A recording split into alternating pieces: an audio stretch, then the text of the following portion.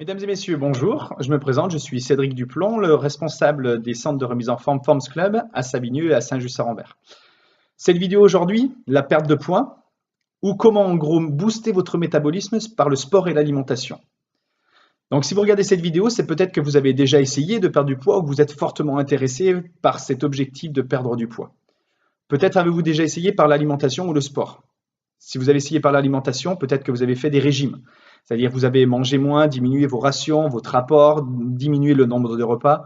Ou peut-être avez-vous utilisé ces potions miracles où vous allez remplacer vos repas en fait par des substituts de repas, c'est-à-dire des boissons énergétiques hyperprotéinées où soi-disant il y a tout en fait dans cette boisson.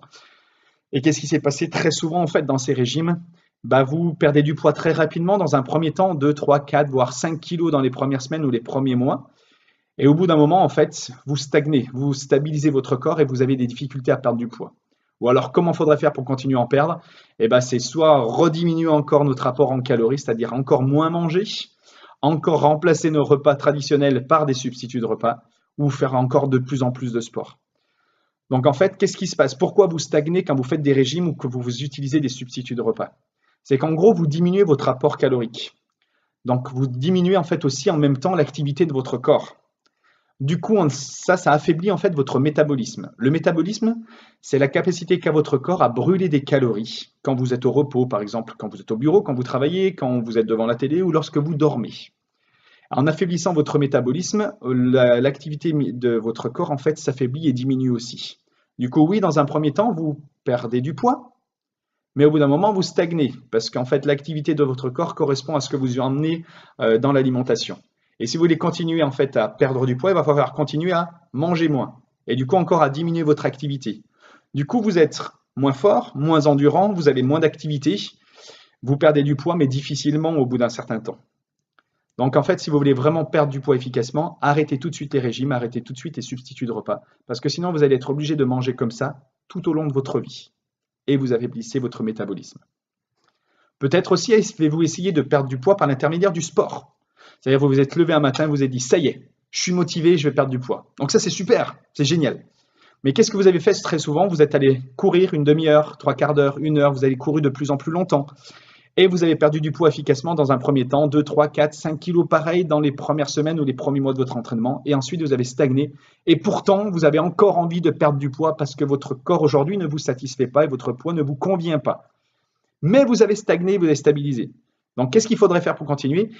C'est continuer à faire du sport de plus en plus longtemps et de plus en plus souvent dans la semaine si vous avez adopté cette technique d'entraînement, c'est-à-dire aller courir ou faire du vélo de façon continue de plus en plus longtemps. En fait, lorsque vous faites ça, cette activité sportive, vous travaillez en fait à un certain niveau d'énergie et vous restez en gros dans votre zone de confort. Même si c'est un petit peu difficile, je le cache pas, vous êtes resté en gros dans vos zones de confort. Il n'y a jamais eu de moment très intense dans votre activité physique.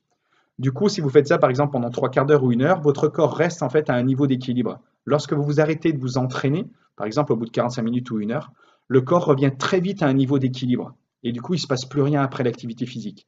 Donc vous perdez du poids que vous brûlez des calories que dans la période où vous vous entraînez.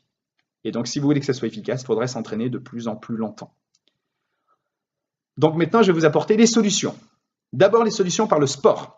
Quelles activités physiques choisir et comment les faire pour perdre du poids efficacement et durablement. Et ensuite, quelques astuces aussi au niveau de l'alimentation. Le sport. Donc, si vous avez choisi des activités cardio longues d'endurance où vous allez faire du sport de plus en plus longtemps, comme je vous l'ai expliqué, au bout d'un moment, votre corps revient très vite à un milieu d'équilibre. En fait, vous ne bouleversez pas votre métabolisme. C'est-à-dire, vous ne favorisez pas votre corps à brûler plus de calories lorsque vous vous reposez. Il y a une méthode qui existe qui s'appelle l'intervalle training, qui permet de booster son métabolisme et de perdre du poids durablement et efficacement.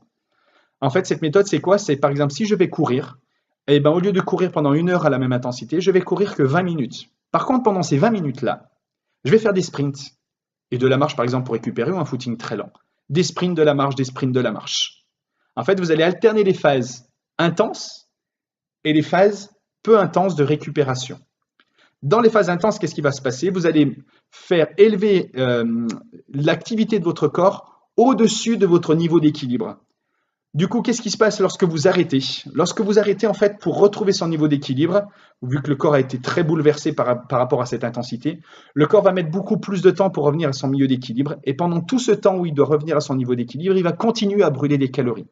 Et ça, suivant la séance que vous faites et comment vous la pratiquez, cette séance d'entraînement, vous pouvez brûler des calories pendant 2 à 9, voire 15 à 24 heures après la fin de votre entraînement. Donc, s'il y a une méthode à utiliser pour perdre du poids efficacement lorsque vous faites une activité d'endurance, c'est la méthode d'intervalle training en alternant les phases intense, récup, intense, récup.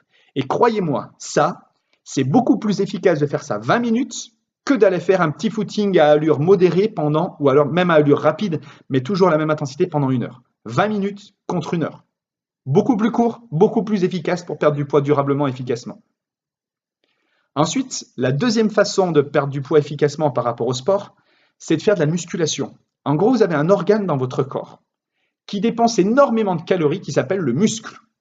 Plus votre muscle est dense, plus votre métabolisme de base est élevé, c'est-à-dire plus vous brûlez des calories au repos.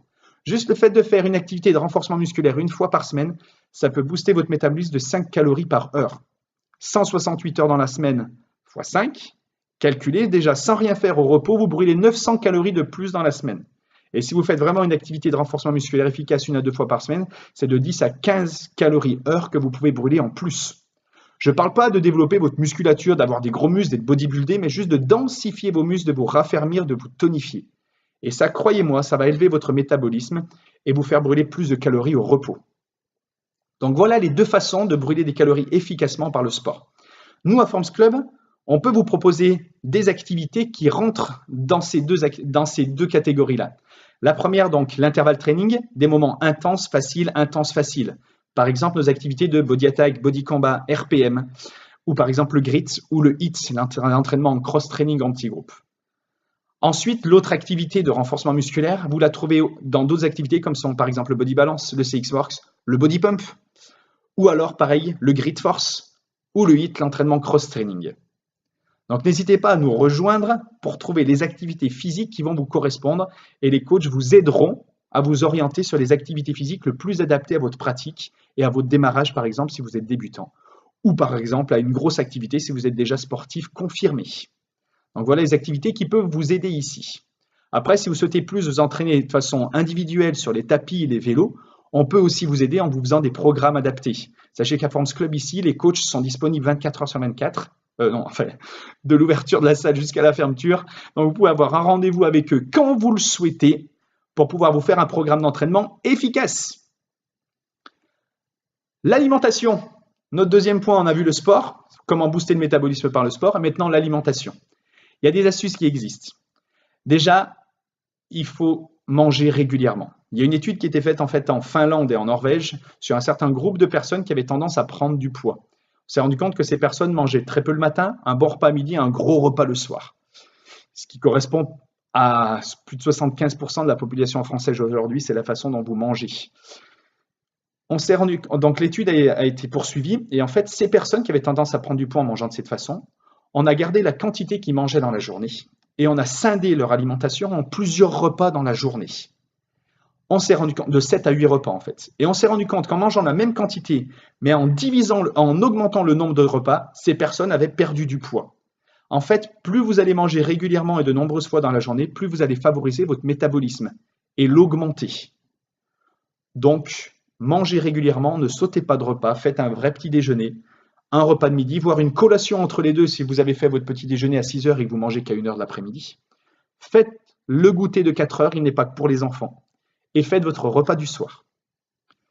Ensuite, dans l'alimentation, il y a autre chose qui est important. Il y a 2 apports qui sont primordiaux pour booster votre métabolisme. Le premier, c'est les protéines. Votre muscle dont je vous parlais tout à l'heure qui booste votre métabolisme, il faut le nourrir. Et c'est en mangeant des protéines que vous allez nourrir ce muscle. Je ne vous parle pas de faire des régimes hyper protéinés, mais apporter un apport en protéines à chaque repas de la journée, le matin, le midi, le goûter et le soir. L'avantage des protéines, elles vous rassasient, elles vous donnent de la sensation d'avoir moins faim. Et en plus, votre corps, même si vous en avez trop, il ne peut pas les transformer en graisse. Et vous allez nourrir vos muscles pour booster votre métabolisme.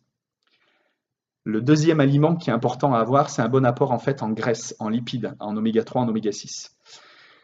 Et en fait, en augmentant votre apport en oméga 3, en oméga 6, c'est-à-dire de bonnes graisses, vous allez augmenter votre corps, la faculté qu'a votre corps à brûler des graisses saturées, c'est-à-dire les graisses que vous stockez. Un bon aliment, par exemple, si vous ne l'utilisez pas encore, c'est l'huile de coco. En mangeant de l'huile de coco, on s'est rendu compte que ça boostait le métabolisme de 5 à 6% quotidiennement. Donc voilà quelques astuces sur l'alimentation.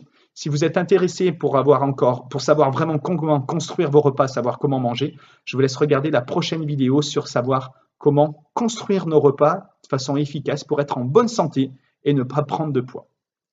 J'espère vous voir très bientôt. J'espère que toutes ces astuces vous auront apporté des réponses à vos questions et vous permettront en fait de vous entraîner de façon efficace, de manger correctement pour perdre du poids et être en pleine forme. À très bientôt.